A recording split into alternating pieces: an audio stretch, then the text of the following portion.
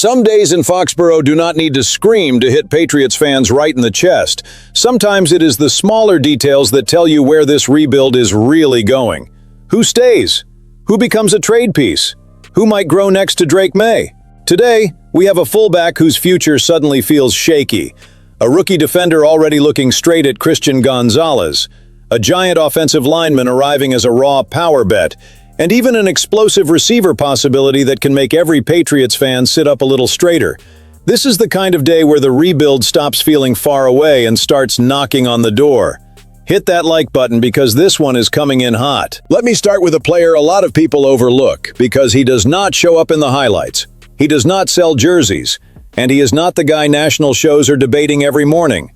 Jack Westover. But these are exactly the small roster decisions that tell you whether a team is being built the right way. The Patriots brought in Reggie Gilliam on a 3-year deal worth nearly $11 million, and that changes the math immediately. Westover moved from tight end to fullback, helped when called on, picked up that 8-yard first down against the Chargers in the playoffs, and deserves respect for embracing a tough role. But respect cannot turn into blind attachment. If Josh McDaniels is back, and if this offense is going to use heavier sets, pre-snap motion, extra protection, and a real run game identity, then the fullback spot has to have a clear purpose.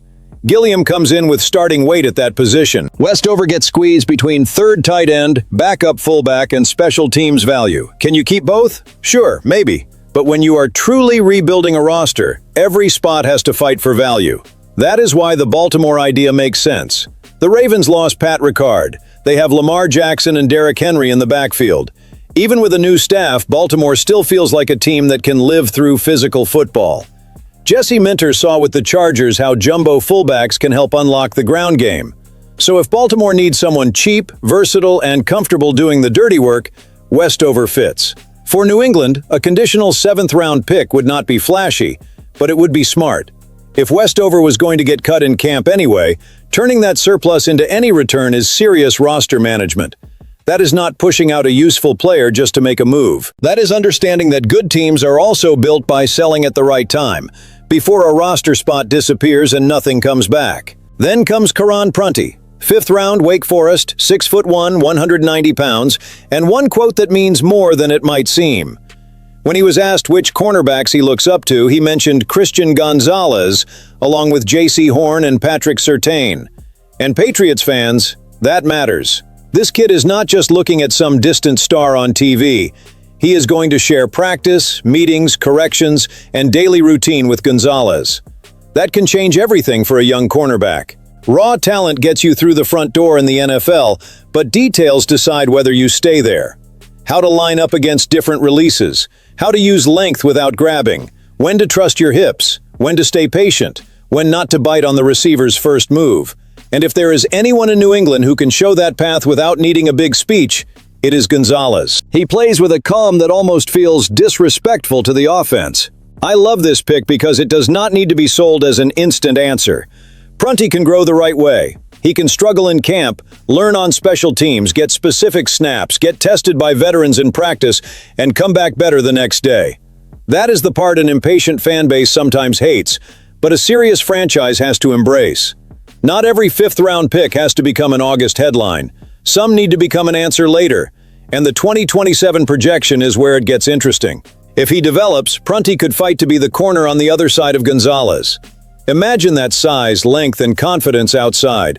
2 tall corners making receivers work for everything. That is the kind of vision that can change a secondary for years.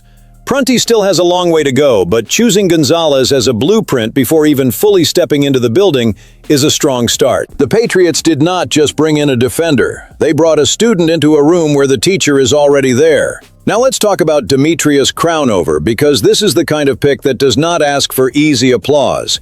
It asks for patience, coaching, and a little courage. The Patriots took the Texas A&M tackle at pick 196, and the first thing that jumps out is impossible to ignore. 6'7", 319 pounds, long arms, a massive frame, and the reach to cover space in pass protection. When a player that big gets his hands fitted and keeps fighting through the snap, you understand why a team would take a late-round bet on him. But we cannot romanticize everything. Crownover has clear limitations. His lateral quickness does not look special. his playstyle can get too tall, and his anchor has to improve a lot if he is going to survive against NFL pass rushers who punish every balance issue. So the question is not whether he is ready to protect Drake Maye tomorrow. He is not. The question is whether New England has the patience, coaching, and plan to turn a rare body into a usable swing tackle during his rookie contract. And that is where I defend the logic. Crownover entered Texas A&M as a 3-star tight end, moved to the offensive line during his redshirt freshman year, started gaining real experience at right tackle, and became a full-time starter over the last 2 seasons. That shows transition, adaptation, and fresh mileage at a position that takes time. Offensive line is not a video game. Sometimes a player only starts to understand angles, leverage, base, and hand timing after enough real reps force the body to learn. What makes him interesting is the work profile. He runs his feet, tries to finish, helps well on double teams, and uses his length to make basic outside rushes harder. That is not the final product, but it is clay worth molding. If the Patriots are truly committed to protecting Maye, they need these quiet investments too. Not every answer comes in the first round. Some come deep in the draft, in hard practices, away from the camera, until one day the fan base realizes the depth got better without making much noise. And when the conversation turns to explosive receivers, every fan's heart starts beating faster, because everybody knows the wound that still bothers this offense. Drake Maye needs more people who can change the geometry of the field. The name a lot of people put at the center of that conversation is A.J. Brown, of course. But if that path does not open, there is one possibility that can shake a defense before the ball is even snapped. Tyreek Hill. I know the reaction comes fast. Age, knee, cost, personality. And all of that belongs in the conversation. Hill cannot be treated like he is automatically still the most unstoppable version of himself, especially after a serious knee injury and with natural questions about whether he has lost some burst. But it would also be way too arrogant to pretend that a player with that profile, if he still has part of that speed, would not change life for a young quarterback. Real speed does not only show up when the receiver catches the ball, it shows up when the safety takes 2 steps back before the play even starts. Washington would make sense for Jaden Daniels. Atlanta would have the old connection with Tua Tagovailoa if he wins the job. Buffalo would be a painful possibility for Miami and a tempting one for Josh Allen, even if it feels less likely. But New England? New England has an emotional and strategic need. Maye needs someone who forces defenses to respect the deep ball, opens space underneath, turns play action into a real threat, and makes opposing coordinators lose sleep over coverage angles. Now, I do not want the Patriots acting out of desperation. That is the key. If they go after Hill, it has to be with a controlled price, a serious medical evaluation, and total clarity on the role. This cannot be buying a name because of old highlights. It has to be asking whether there is still enough explosion left to speed up the project around the quarterback carrying the future of this franchise.